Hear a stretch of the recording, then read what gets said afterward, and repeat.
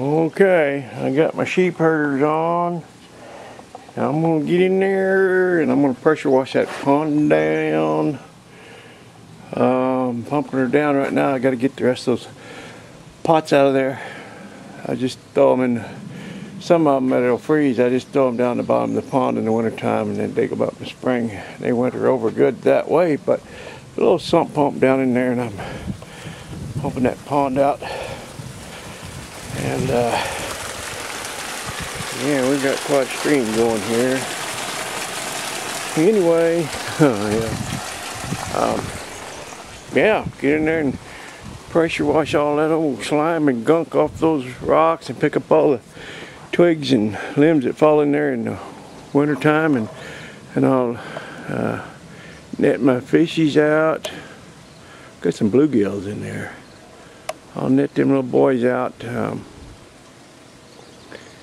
and put them in this container over here, and then every once in a while I take the pressure washer and shoot some water in and aerate that container, and they do fine. That works real well. But yeah, it's quite a chore, but it's going to be about 80 here pretty soon. It's a nice warm day. It's a good day to do this. Yeah, it's 70, 77 and climbing right now. I'll get my ducks out of there, get my ducks in a row. All right. Well, I thought I heard something, Mr. Beekeeper. We got a swarm. We got a hive that is swarming right here. Can you see them? Oh, I wish I had a hive.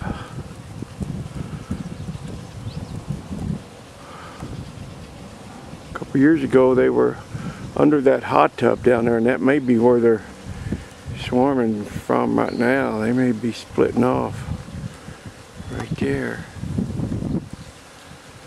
Right there. Oh.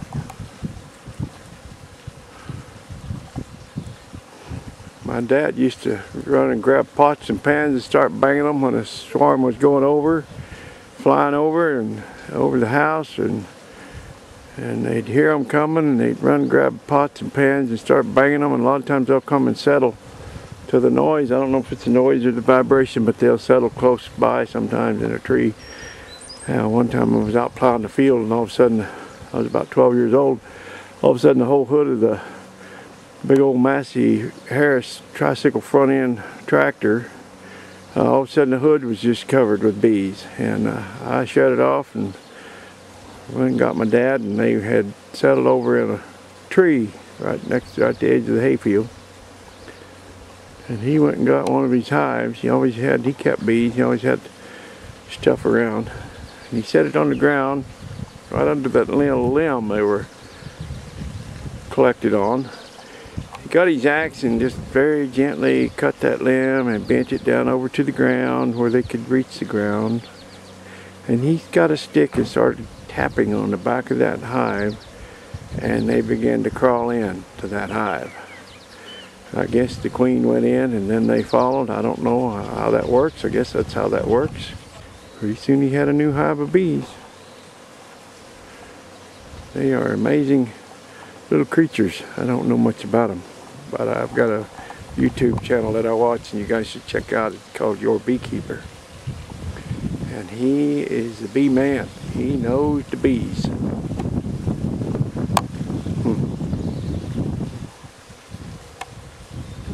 Well, I guess that's about all I can say about that.